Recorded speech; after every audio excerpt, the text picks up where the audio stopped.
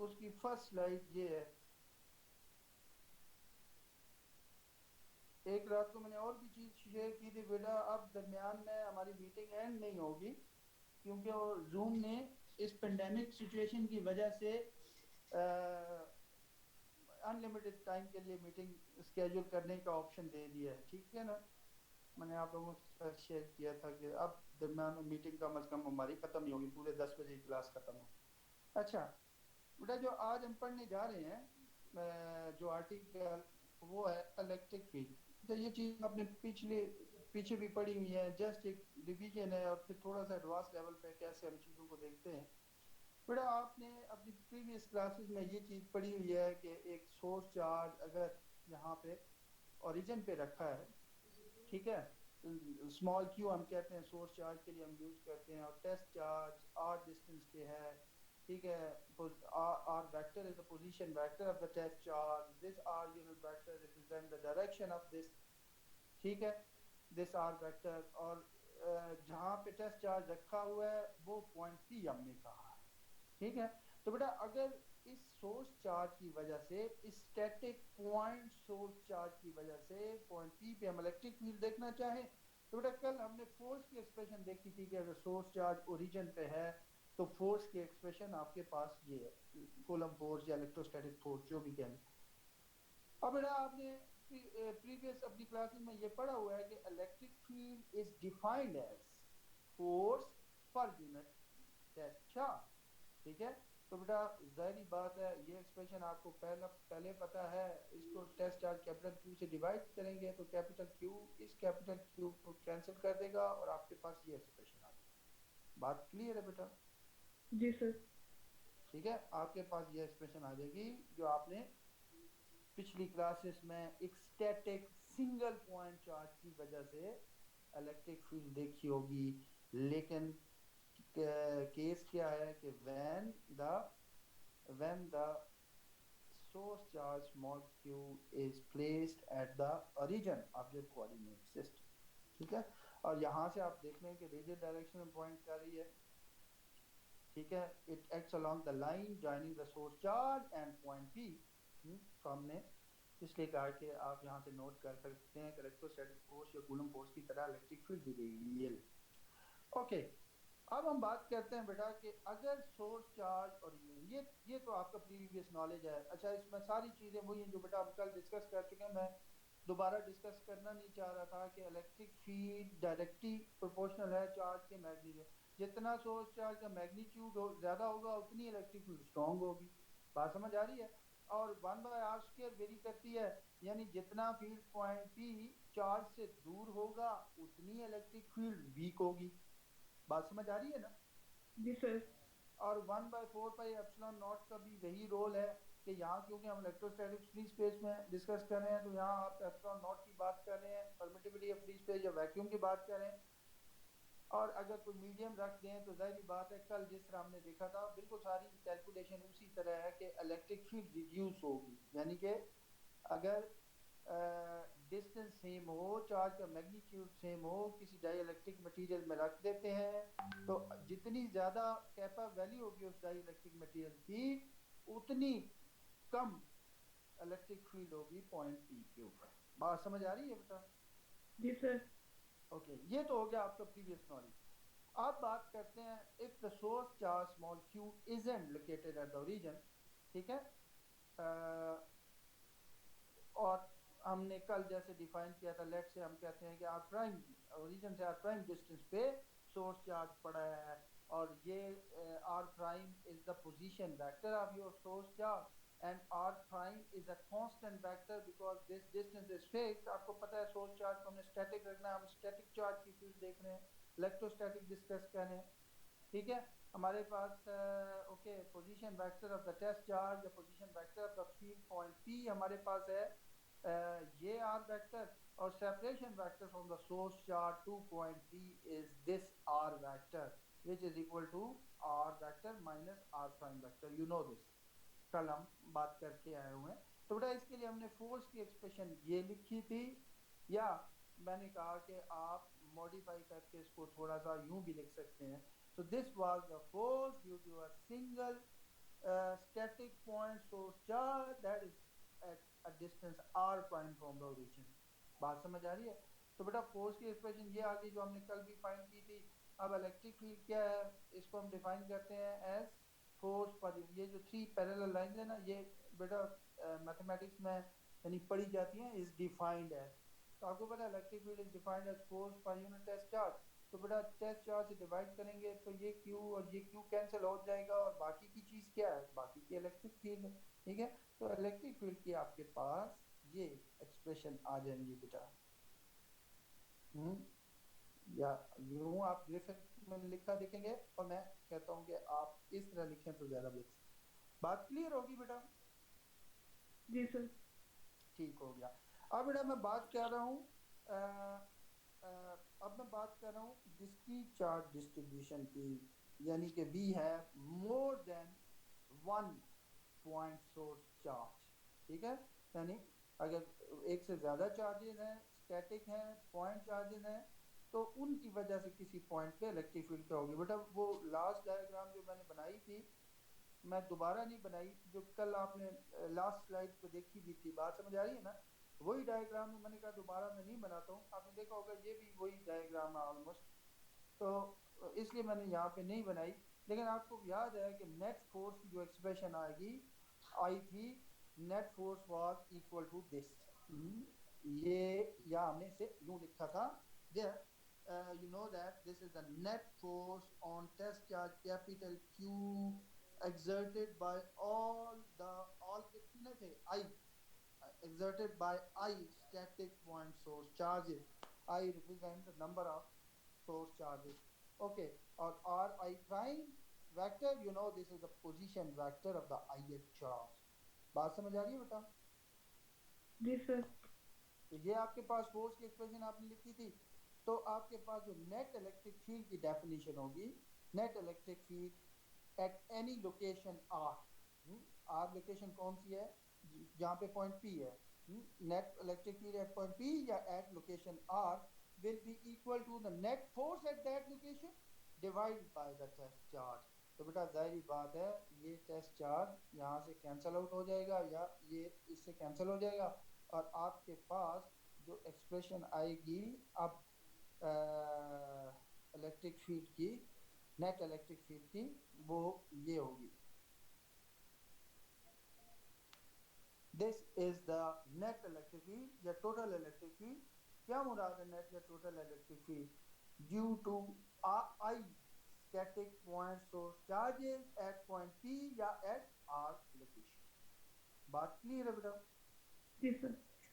Okay,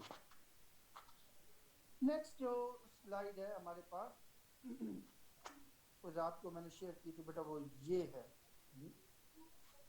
वो ये है. और उस एक्सप्रेशन से, पिछली एक्सप्रेशन से हमने नेट फील्ड फाइंड किए. तो बेटा इससे ये एक बात ये भी पता चलता है कि हम तमाम इलेक्ट्रिक फील्ड्स को ऐड कर रहे हैं. यानी एक first static point source charge की वजह से इलेक्ट्रिक फील्ड पॉइंट पी पे, second static point source charge की वजह से पॉइंट पी पे इलेक्ट्रिक फील्ड अलग से कैलकुलेट की, थर्ड की वजह से अलग से कैलकुलेट की, और सबको ऐड कर दिया. यानी हम ये काम कर रहे हैं. ओके, आप देख रहे हैं कि यहाँ पे E net is equal to this बेटा, और आप देख रहे हैं कि अगर मैं इसको एक्सपेंड करता हूँ इस समेशन को, तो this will be E net will be E1 at R location plus E2 at R location plus E3 at R location and so on. ठीक है, तो इस एक्सप्रेशन से इसी तरह हमने किया जो पीछे एक्सप्रेशन हमने फाइंड की है.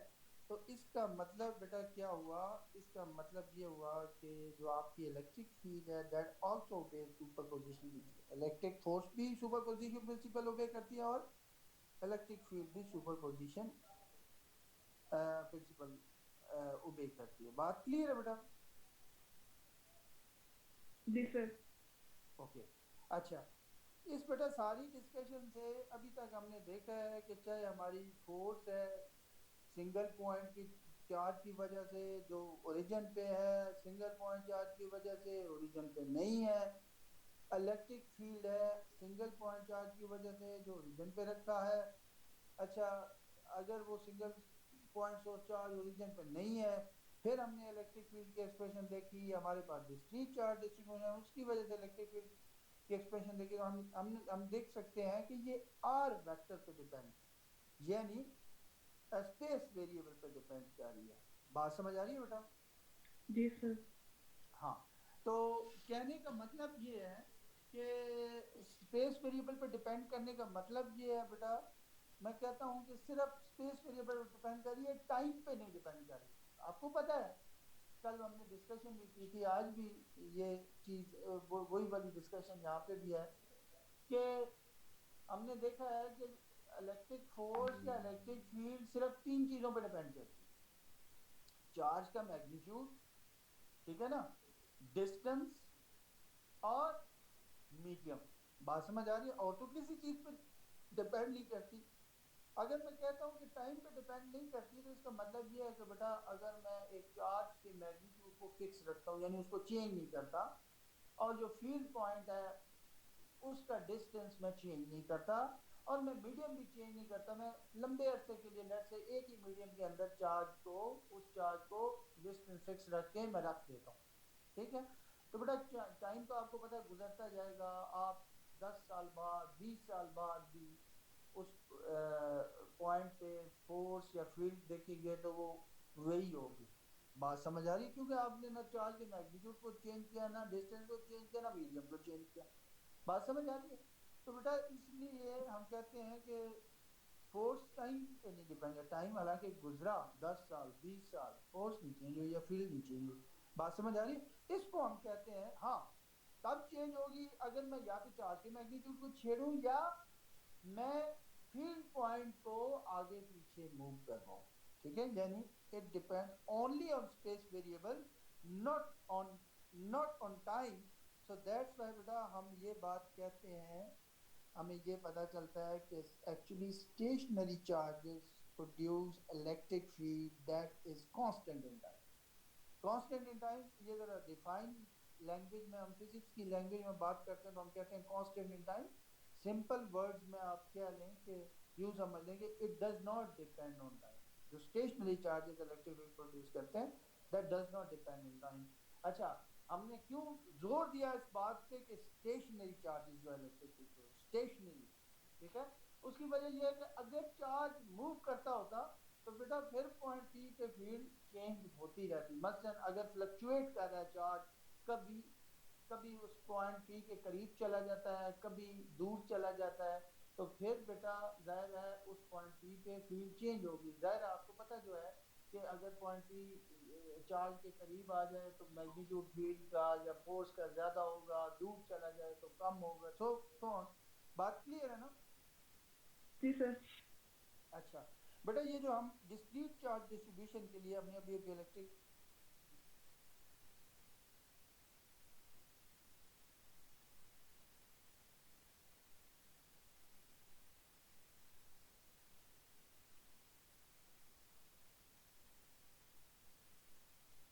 बेटा ये बात कर रहे थे, इस प्रॉब्लम की स्टेटमेंट हम डिस्कस कर रहे थे कि ये स्टेटमेंट है: find the electric field magnitude and direction at distance z above the midpoint between two equal charges q, a distance d apart. Check that your result is consistent with what you'd expect when z is very very larger than d.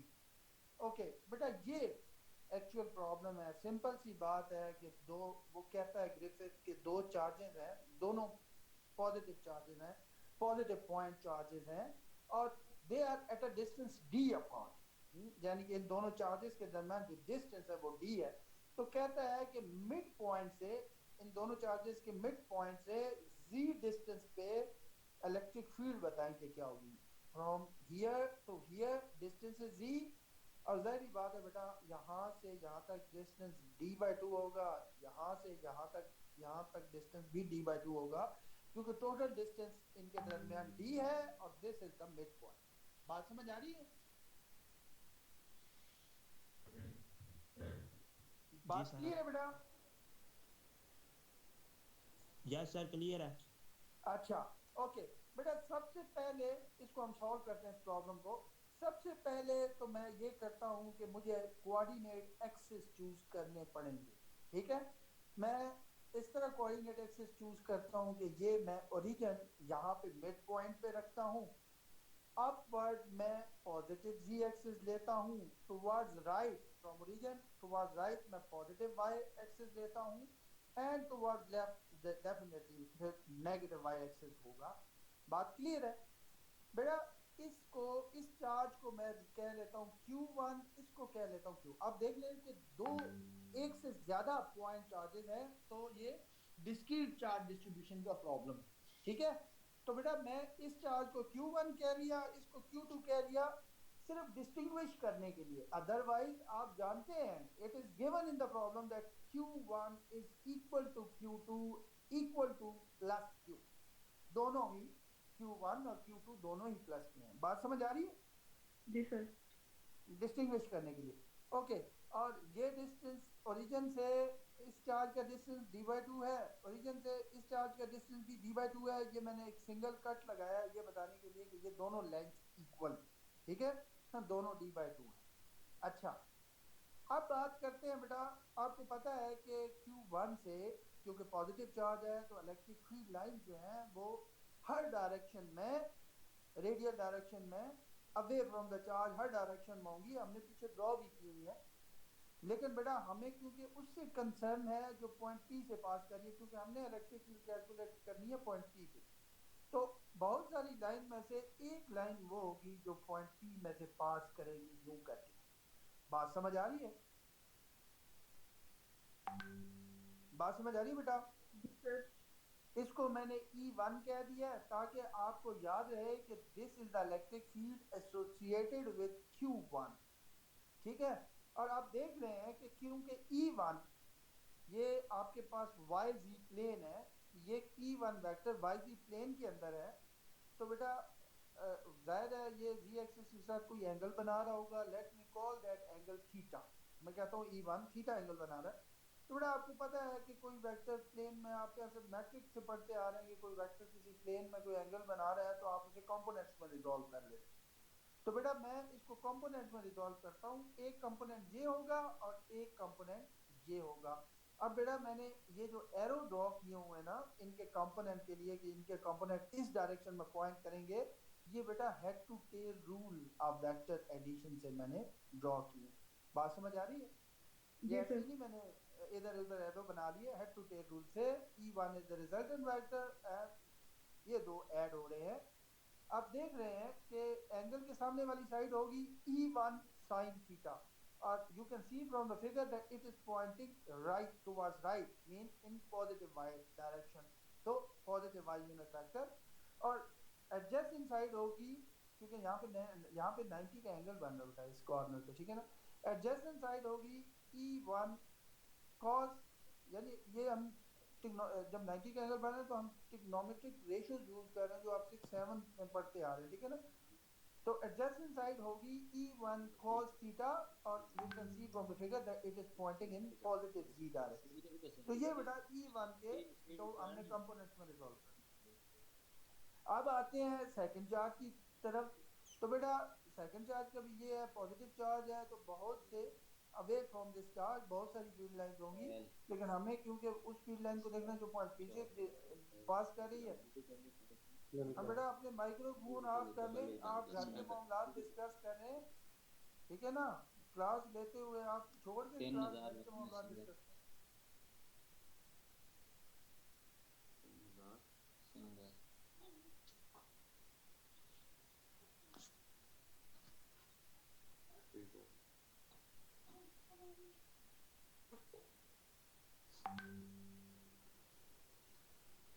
Rate लाल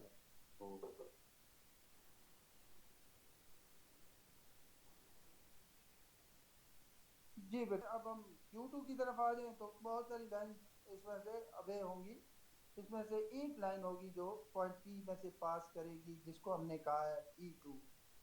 इसे subscript में 2 इसलिए लिखा है ताकि आपको याद रहे कि this is the electric field associated with charge number 2, ठीक है।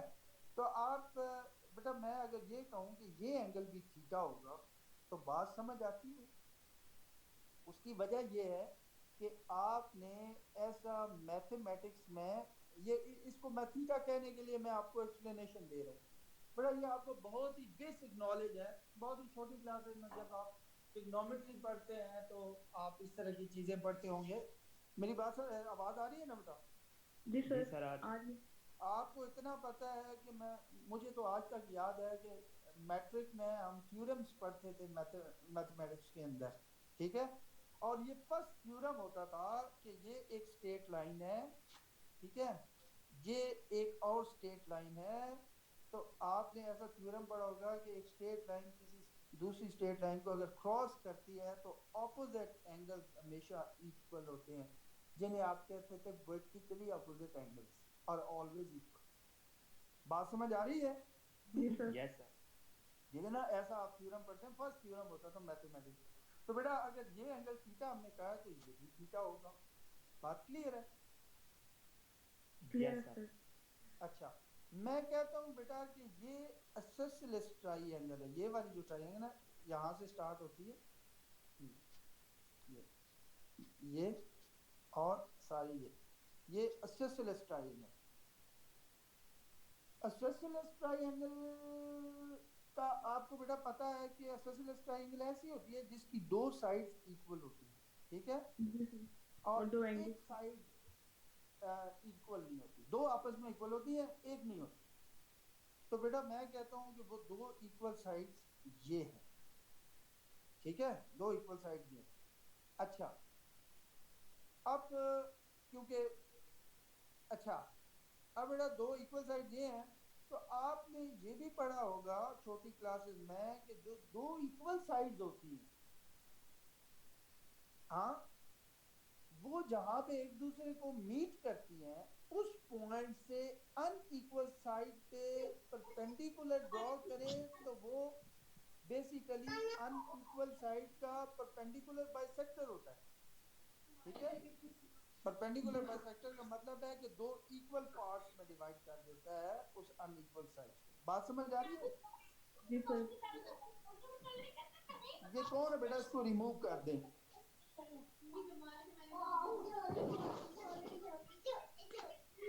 सर ये होस्ट ही कर सकता है, आप होस्ट हैं। मैं कर देता हूँ, और बल्कि मैं आइंदा इनको रिपोर्ट भी कर देता हूँ कि आइंदा मुझे ज्वाइन ही ना करते। जी बेटा, क्या है कि हम बात कर रहे हैं कि ये जो दोनों जो इक्वल साइड्स हैं जहाँ पे ज्वाइन करते हैं उस पॉइंट से अगर अनइक्वल साइड पर परपेंडिकुलर बाइसेक्टर ड्रॉ करें, परपेंडिकुलर ड्रॉ करें तो वो बेसिकली उस अनइक्वल साइड का परपेंडिकुलर बाइसेक्टर होता है। परपेंडिकुलर बाइसेक्टर का मतलब दो इक्वल लेंथ में डिवाइड कर देगा।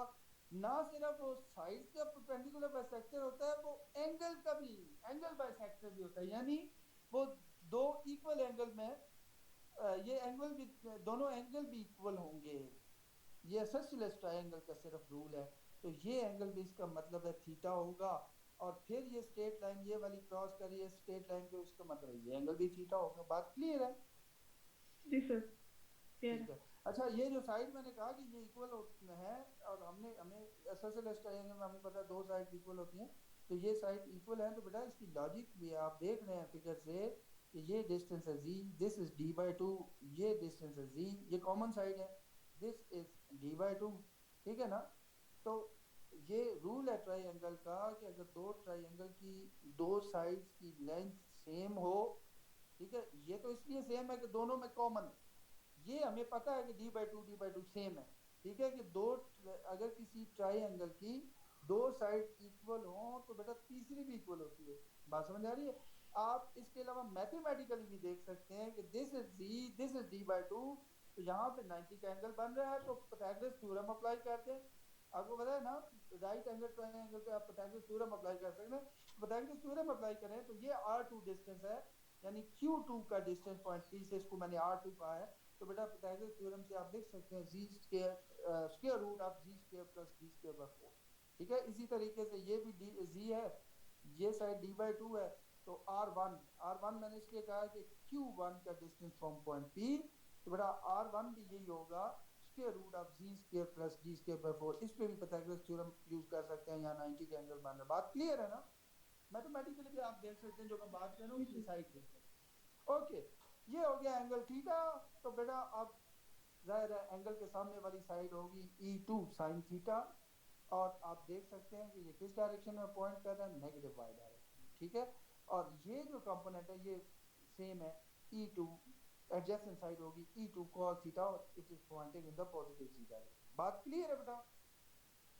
जी सर।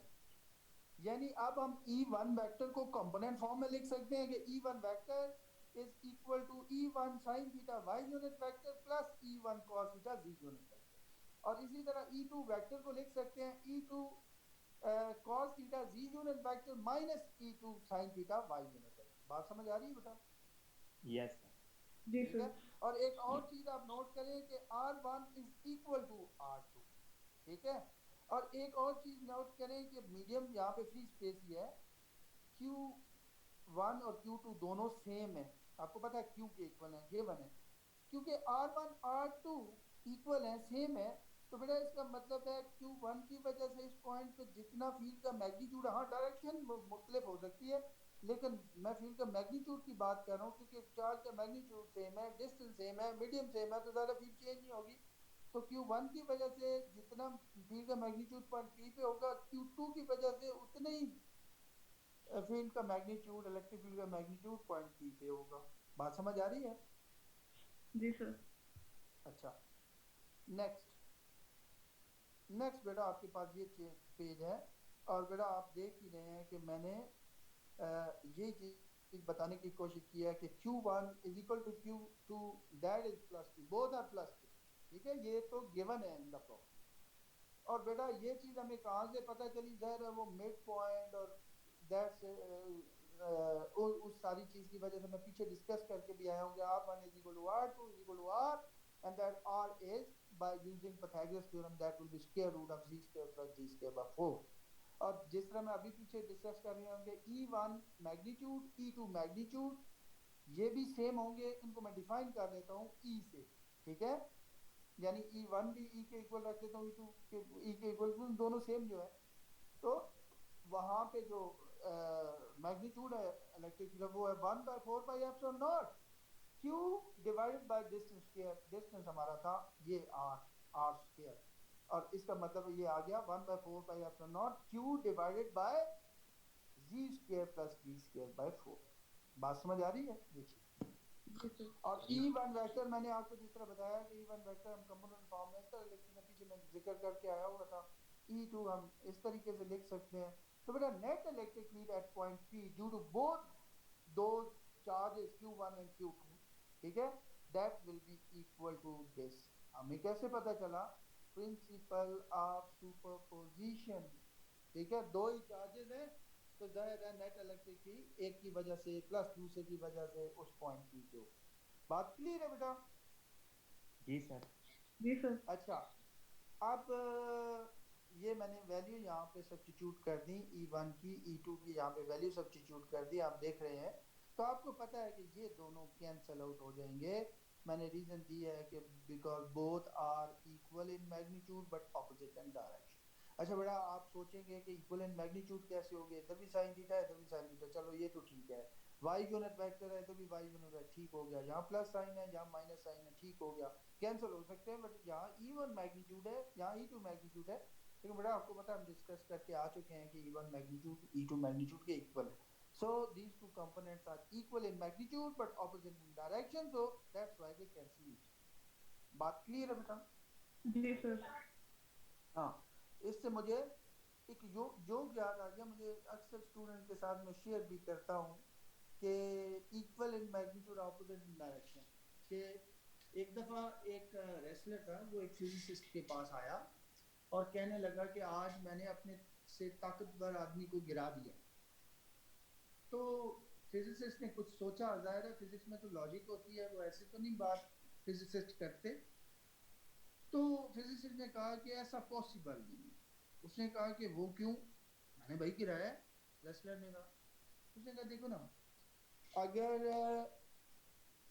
यानी कि तुमसे वो ज्यादा ताकतवर था तो force exerted by him is greater than the force exerted by you. तो तुम्हें गिर जाना चाहिए, उससे नहीं गिरना चाहिए। अब गफले सोच में पड़ गया कि बात तो लॉजिकल है, बात तो ठीक है। उसने थोड़ा सोचने के बाद कहा नहीं, आ, ऐसा नहीं है, असल में वो मेरे जितना ताकतवर था।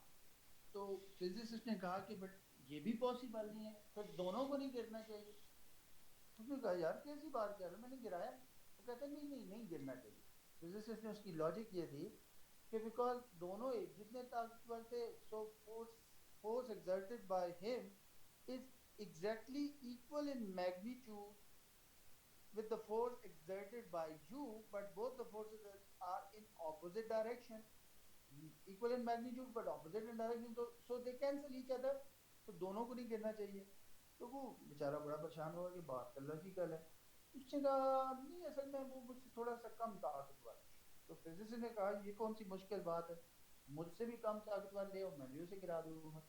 सो यहाँ पे because both are equal in magnitude and opposite in direction, so that's why they cancel each other। तो आपके पास आप डिफाइन किया हुआ आपने E1 को भी E के इक्वल और E2 को भी E के इक्वल, तो बेटा ये दोनों कंपोनेंट्स ऐड हो जाएंगे, ऐड होके आपको क्या देंगे 2 times E cos theta Z unit vector. ये चीज क्लियर है बेटा? ये बात जी जी समझ में आ सर। गया? ठीक है ना? ये आपके पास नेट इलेक्ट्रिक फील्ड आ गई 8.3। ठीक है, ओके। अब बेटा अगर आप फिगर देखें, वो जो एक ट्राइंगल मैंने यहाँ दोबारा बना दिया, जो पिछली फिगर में ये एक ट्राइंगल थी, ये अपवर्ड डिस्टेंस जी था, ये डिस्टेंस d/2 था, ये डिस्टेंस r था। यहाँ पे हमने कहा थीटा एंगल बन रहा है, यहाँ पे 90 का एंगल है। तो बेटा वो ट्राइंगल कंसिडर करें तो आप क्या लिख सकते हैं कि cos theta from this figure adjacent side divided by hypotenuse। ठीक है, the adjacent side is z, hypotenuse is r, so cos theta is equal to z by r, where r you know is equal to, आपने Pythagoras theorem से find किया हुआ है, square root of b square plus d square by 4। ठीक है, ये आपके पास आ गया cos थीटा। और e मैग्नीट्यूड अभी अभी मैंने बताया कि 1/4 pi epsilon not q divide by z square plus b square by 4, e magnitude ये हो। तो बेटा cos थीटा और e मैग्नीट्यूड दोनों की वैल्यू यहाँ पे सब्स्टिट्यूट कर दें तो आपके पास ये एक्सप्रेशन आ गई। क्लियर है बेटा? जी सर। आपके पास ये एक्सप्रेशन आ जाएगी और आप देखें 1/4 pi epsilon not, okay, 2 times q into z unit vector, 2 times q into z unit vector. और बेटा ये दोनों पावर्स ऐड हो जाएंगी यहाँ, 1 plus 1/2, so z square plus d square by 4 whole power 3/2। ठीक है, you can see that 1/4 pi epsilon naught is constant, we have kept q constant fixed। ठीक है, d is fixed distance। ठीक है, तो ओनली एक ही स्पेस वेरिएबल पर depend करिए इलेक्ट्रिक फील्ड, जो कि आप देख रहे हैं यहाँ से z पे, तो राइट साइड पे क्लियर है। ठीक है, कि वो जो स्पेस वेरिएबल है जिस पर इलेक्ट्रिक फील्ड डिपेंड कर रही है वो z है। ठीक है, यहाँ तक बात क्लियर है? यस अब सर। बेटा चलते हैं, जो उसने प्रॉब्लम में ये पूछा था कि in the limit what would you expect in the limit when z is very very greater than. इस लिमिट में, ये लिमिट उसने बताई हुई है कि ये लिमिट है, वो इस लिमिट में क्या होगा, z is very very greater than. अच्छा बेटा आप फिगर अगर पूछे, अगर आप फिगर देखें पीछे, तो z very very greater than d का मतलब है z बेसिकली क्या है, परपेंडिकुलर डिस्टेंस है मिड पॉइंट से पॉइंट p का। तो z is very very greater than d का मतलब है कि आप पॉइंट p को दोनों चार्जेस से बहुत दूर ले गए। बात समझ आ रही है? Yes sir. ठीक हो गया? ओके बेटा, हम एक चीज यूज करने जा रहे हैं, इसलिए मैं आपको ये बता रहा हूँ कि ये आपने पिछली अपनी क्लासेस में, प्रीवियस क्लासेस में आपने पढ़ा होगी बाइनोमियल एक्सपेंशन। ठीक है, इसका फॉर्मूला आपने जरूर याद किया होगा, 1 plus x whole power n is equal to 1 plus nx plus n into n minus 1 divided by 2 factorial into x square, next term होती थी plus n into n minus 1 into n minus 2 divided by 3 factorial x cube and so on। बात समझ आ रही है? Yes sir. इसको आप कहते हैं बाइनोमियल एक्सपेंशन। लेकिन ये याद रखिएगा कि ये हर जगह पर नहीं अप्लाई हो सकती। आपने ये फॉर्मूला तो याद किया होगा, लेकिन इसकी कंडीशन माइट भी आपने ना याद की हो। कंडीशन बहुत ही ज़रूरी है। वो कंडीशन ये है कि ये जो x है, this must be very very less than 1, तब आप बाइनोमियल एक्सपेंशन यूज कर सकते हैं, अदरवाइज नहीं। बात समझ आ रही है? जी sir. So this is that important condition, x is very very less than 1। अच्छा, यहाँ पे x क्या है? नंबर है। नंबर होना चाहिए बेटा, क्योंकि 1 में ऐड हो रहा है, तो आप गेस कर सकते हैं कि x मस्ट बी नंबर। यानी कि मसलन फर्ज करें 1 नंबर है और x मसलन आप कहें लेंथ है, तो बेटा आप नंबर और लेंथ को ऐड तो नहीं कर सकते। बात समझ आ रही है ना? तो x जी इज अ नंबर, यानी कि this number must be very very less than 1। Okay, अब ये ध्यान में रखिएगा बाइनोमियल एक्सपेंशन। मैं अगला पेज शेयर करता हूँ ताकि आपको बात क्लियर हो जाए। अच्छा, मैं सिर्फ एक दफ़ा ये प्रीवियस पेज शेयर करके आपको बताना चाह रहा हूँ बेटा। ये देखें कि ये बेसिकली जो हम बात कर रहे थे ना, बेसिकली z डिस्टेंस है यहाँ ओरिजिन से पॉइंट P का। तो अगर z लार्ज कर दिया जाए तो इसका मतलब है, z लार्ज करने का ये मतलब है कि पॉइंट P आप बहुत दूर ले गए। ठीक है ना? तो इसलिए हम कहते हैं z is very very greater than d। बात क्लियर है? Yes sir. अच्छा, मैं आखिरी पेज, अब आखिरी स्लाइड हमारी आ गई लेक्चर की, वो ये है। ठीक है, वो शेयर करते हैं। ओके, ये आपके सामने है बेटा। इसमें बेटा ये जो हमने फाइनल एक्सप्रेशन इलेक्ट्रिक फील्ड की, नेट इलेक्ट्रिक फील्ड की फाइंड की थी at point P due to both the charges, उसमें डिनोमिनेटर में ये फैक्टर था z square plus d square by 4 whole power 3/2। ठीक है ना? इस फैक्टर में से बेटा अगर मैं z स्क्वायर को कॉमन ले लूँ, ठीक है, तो बेटा ज़ाहिर है होल पावर 3/2 भी है, तो z स्क्वायर को अगर मैं कॉमन लेता हूँ तो बाहर आके ये z क्यूब हो जाएगा, अंदर आपके पास रह जाएगा 1 plus d square by 4z square whole power 3/2। बेटा मैं कहता हूँ कि d बाय z जो है, this is d square bye z square, this is very very less than 1। तो बेटा इसको समझना कोई मुश्किल नहीं है कि क्यों मैंने कहा है वेरी वेरी लेस देन 1। उसकी वजह पता है, ये कंडीशन है कि d is small whereas z is very very large. बात समझ आ रही है? तो बेटा अगर आप एक स्मॉल नंबर से एक लार्जर नंबर डिवाइड करते हैं तो आंसर 1 से छोटा आएगा। मसलन फॉर एग्जांपल मैं एक मिसाल देता हूँ, 1/4। ठीक है, या चले पहले कहते हैं 1/2।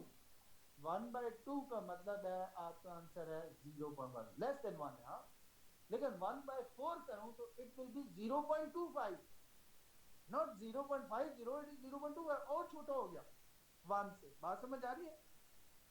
जी सर। 1/10 करेंगे तो 0.10, और छोटा हो गया।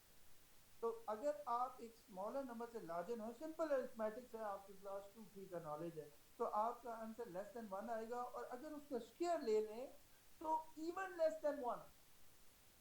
बात समझ आ रही है? अगर हाई यस सर। पावर लेते हैं, क्यूब लेते हैं, तो और छोटा हो जाएगा। 4 पावर लेते हैं, वो मजीद छोटा हो जाएगा 1 से। बात क्लियर है ना? तो बेटा क्योंकि ये d/4 d square by 4 d square very very less than 1, तो आपको पता है कि ये अगर लेस देन 1 हो तो हम बाइनोमियल एक्सपेंशन यूज कर सकते हैं। So that's why I am expanding by using binomial expansion. ठीक है, तो बेटा इस पे मैंने बाइनोमियल एक्सपेंशन यूज कर दी, तो आपको पता है फर्स्ट टर्म 1, सेकंड टर्म आ गई 3d square by 8z square, you can see here. Next term आ गई जिसको आप कहते हैं n into n minus 1 divided by 2 factorial into x squared। आपके पास नेक्स्ट टर्म ये आ गई, and so higher order term जिस तरह आती रही। बेटा मैं यहाँ पे ये टर्म और ये वाली टर्म और सो ऑन जितनी भी आगे टर्म है वो मैं डिस्कार्ड कर रहा हूँ या नेग्लेक्ट कर रहा हूँ। क्यों नेग्लेक्ट कर रहा हूँ? क्योंकि these numbers are less than 1, this is even less than 1, next will be very very less than 1, तो मजीद छोटा होता जाएगा अगले हाई पास जितनी भी आगे। आपने कभी बचपन में कैलकुलेटर के साथ खेला हो? मेरे पास तो पहली दफ़ा कैलकुलेटर आया तो ज़ाहिर आप सबसे पहले तो उसके साथ खेलते हैं बोर्ड पे। तो आप अगर इस तरह कैलकुलेटर में करके देखेंगे 1 प्लस 0.0001, तो आंसर वो यूं नहीं देता 1 point, answer is 1.0001। Answer calculator देगा 1, क्योंकि 0.001 इज वेरी लेस देन 1, तो वो उसको निगलेक्ट कर देता। बात समझ आ रही है? तो इन टर्म्स को हम नेग्लेक्ट कर सकते हैं अगर z बहुत लार्ज हो z से। बात समझ आ रही है? जी सर। तो हमारे पास अप्रोक्सीमेटली यानी कि ये जो फैक्टर है this is equal to z cube. तो बेटा हम पिछली एक्सप्रेशन में जो अपने फाइनल एक्सप्रेशन वहां पे इस फैक्टर को z क्यूब से रिप्लेस कर दें तो एक ऊपर नोमिनेटर में था 2 टाइम्स क्यू z, तो वो जो नोमिनेटर में एक z है वो इसकी एक पार को कम कर देगा और आपके पास ये आंसर आ जाएगा 1/4 pi epsilon not 2q divided bye z square into g unit. बात क्लियर है बेटा? जी सर। जी सर। समझ आ गई ना?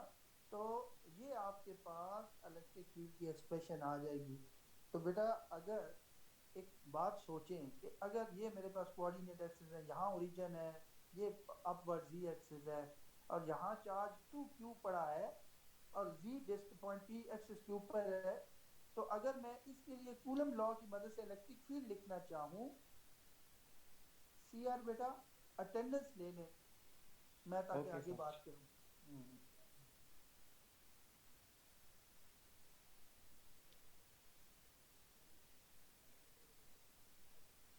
अटेंडेंस ले लिया सर?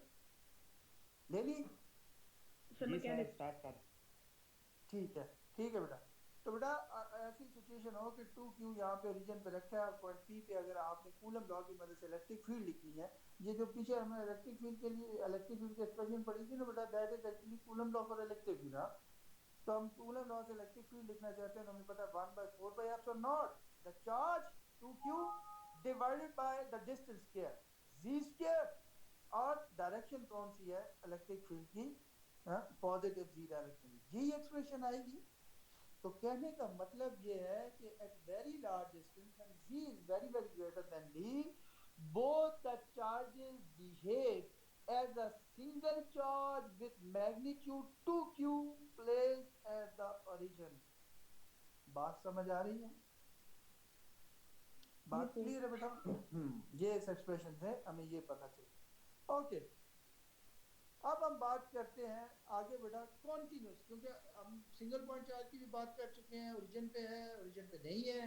हम डिस्क्रीट चार्ज की भी बात कर चुके हैं, तो ज़ाहिर है अब पीछे एक ही बची है कॉन्टिन्यूस चार्ज डिस्ट्रीब्यूशन। और कॉन्टिन्यूस चार्ज डिस्ट्रीब्यूशन हम आपको इल्म है, आप पीछे पढ़ के आए हुए हैं कि 3 तरह की हो सकती हैं, line charge distribution, surface charge distribution and volume charge. Will discuss one by one.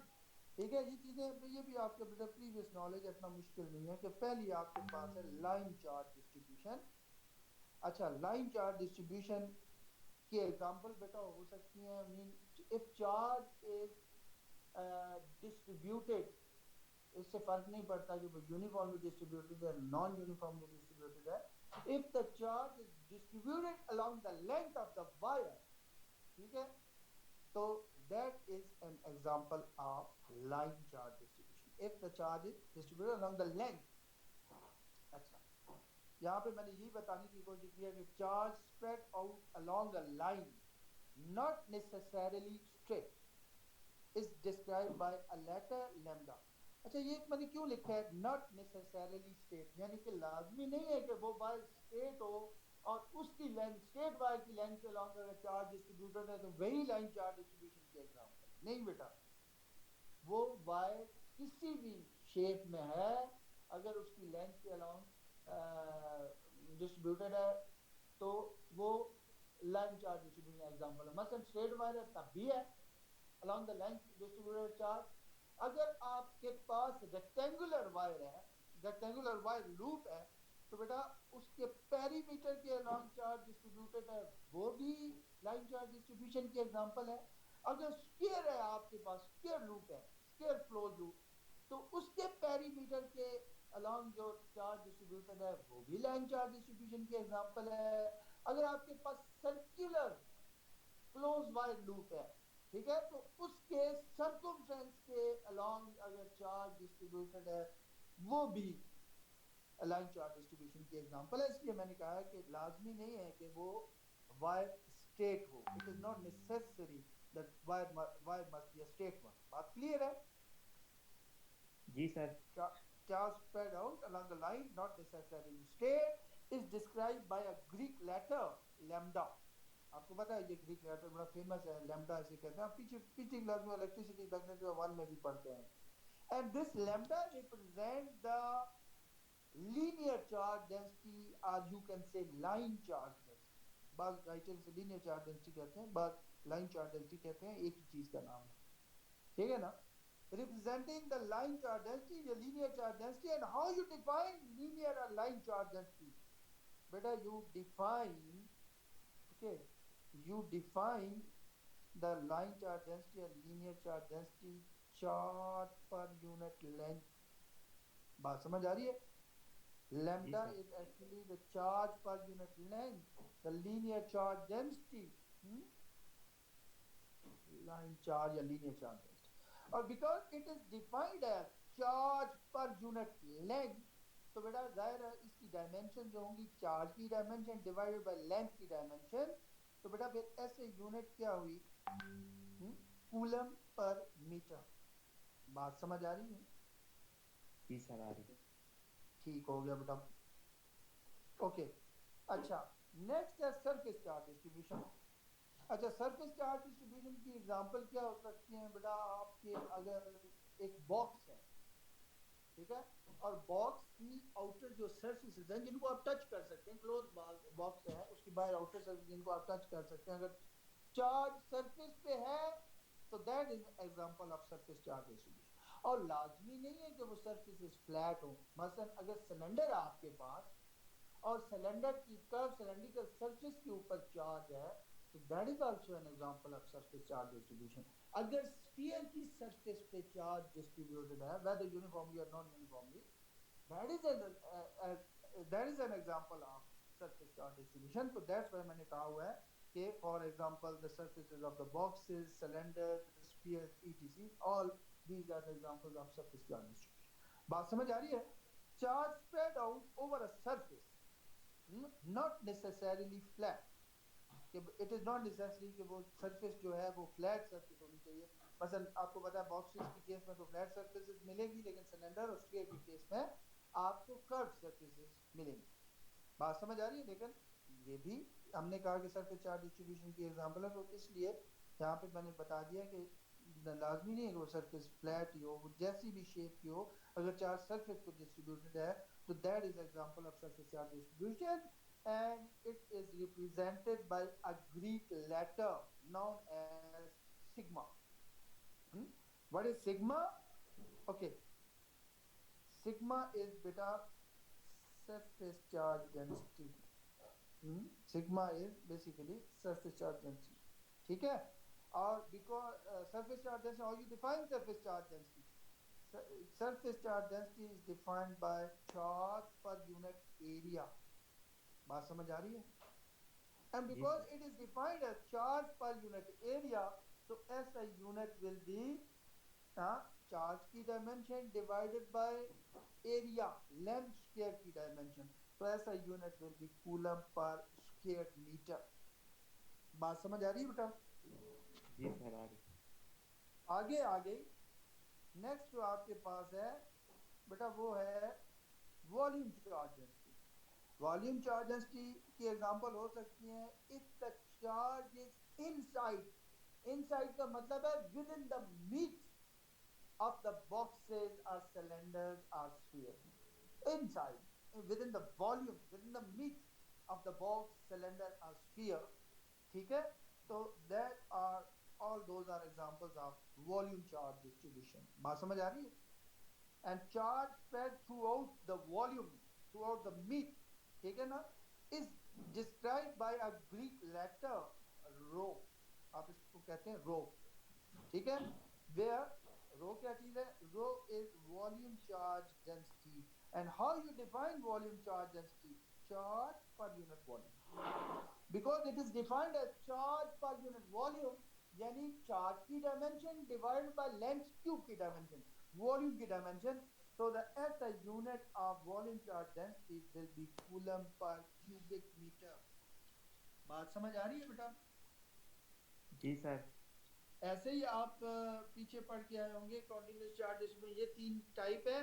और बेटा अब तो टाइम हो गया, क्योंकि तो अगली दफ़ा हम ये पढ़ेंगे कि इलेक्ट्रिक फील्ड या कूलम